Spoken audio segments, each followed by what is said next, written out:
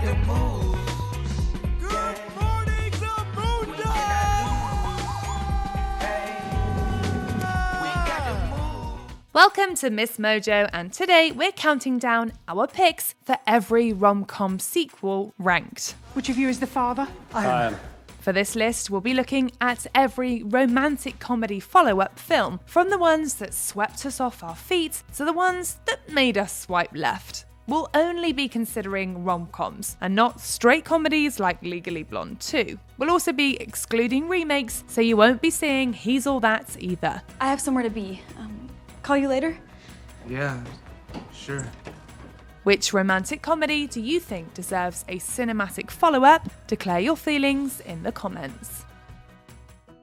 Number 9, Sex and the City 2. Spun off from the hit HBO series, Sex and the City 2 catches fans up with the goings-on of Carrie Bradshaw and the girls after the first film. With all of them seeking change in their lives, the fabulous foursome trade in their adventures in the Big Apple for a trip to Abu Dhabi. Have any of you ladies ever been to the Middle East before? No, we're all virgins. Riddled with some awkward humour and cultural appropriation, the film unfortunately doesn't live up to the legacy of previous incarnations. Well, first of all, I didn't know we didn't, and second of all, problem? One of the biggest criticisms of the film is the absence of New York, proving you can't have Sex in the City without the city. There's nothing I don't love about everything you just said. Number 8, The Kissing Booth 2. The booth may not do so well this year. That's a good point. Last year is gonna be hard to top. So hard. Quite true. When an on-screen adaptation of Beth Reekle's novel The Kissing Booth hit Netflix in 2018, it was a big success. In the follow-up film, high schooler Elle is prepping for her next stage in life, college. While dealing with a long-distance relationship with her boyfriend Noah, she becomes fond of transfer student Marco. And of course, there's her close friendship with Lee, which also leads to dilemmas. Suffice it to say, things are super complicated, which makes for great drama and comedy. Is there a problem? You have no business talking to me.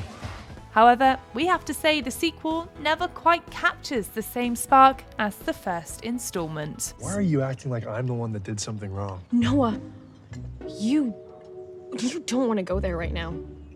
Number 7, Coming to America. Much has changed in Queens. Yes, but some things have not. Over 30 years later, Eddie Murphy's comedy classic about an African prince who travels to Queens to find love finally got a sequel. In the follow-up, Murphy's Prince Akeem discovers that he produced a child and a potential heir during his time in New York. Is this dude my father? Father, boy! Oh boy, yeah, he might be. He just...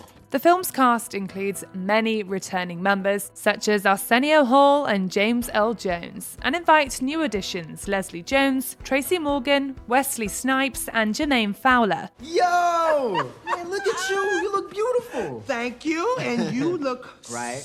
Right.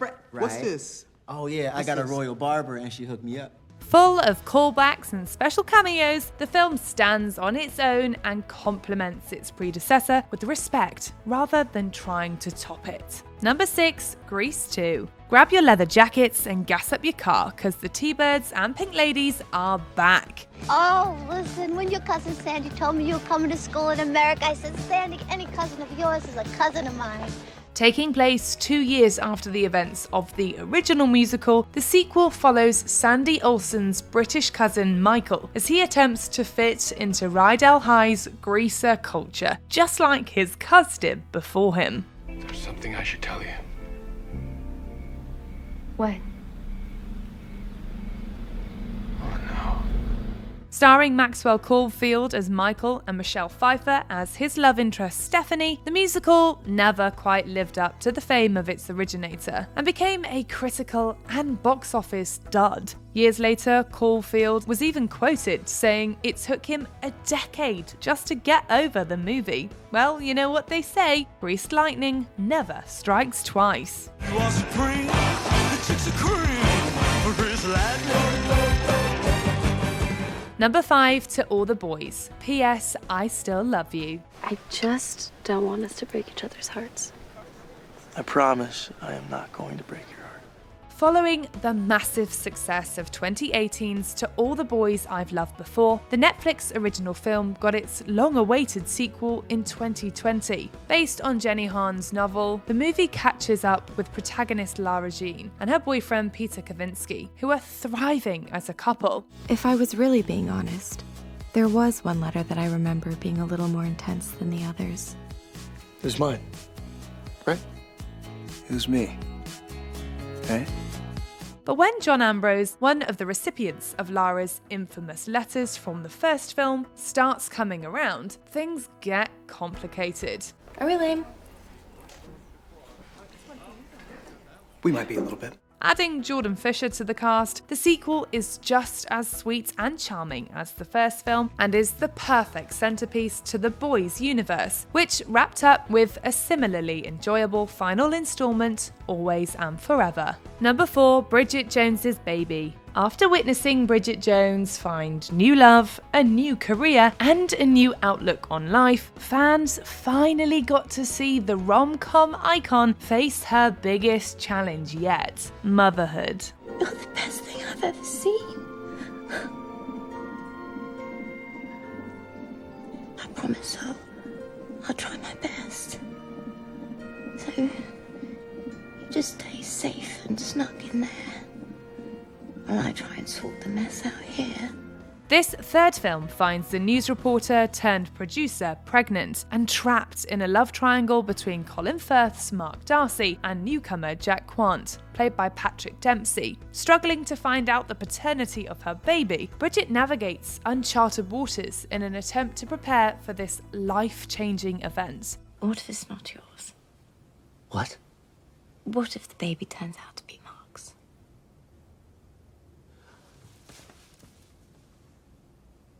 Well, I mean, it would certainly change things.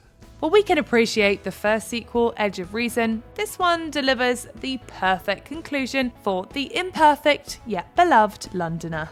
Dear Diary, and so I, Bridget Jones, am a singleton no more. Married? Yes. Smug? Well, it's about time, so maybe just a little. Number 3, The Princess Diaries 2, Royal Engagement. Oh, by the way, I'm getting married. To who? I don't know. In 2001, Anne Hathaway became a household name thanks to her breakout role in the first Princess Diaries. After American teenager Mia Thermopolis discovers she's heir to the fictional country of Genovia, the sequel sees her attempting to navigate her royal duties, primarily a forthcoming arranged marriage. What kind of person agrees to an arranged marriage? You agreed to an arranged marriage, right? Yes, I did. Reprising her role alongside Hathaway is Dame Julie Andrews as Queen Clarice, who's as charming as ever. And joining the cast in his feature film debut is a young Chris Pine, whose future stardom we could see coming from a mile away. The point is that I'm onto you. Oh boy, am I onto what you are trying to do. And what am I trying to do? I think we both know exactly what that is. Royal Engagement is much loved by fans of the original and features a fresh and engaging story that's fit for a princess. Number 2, My Big Fat Greek Wedding 2. We have to get married. Yeah, Dad, you better get married. You're starting to look old.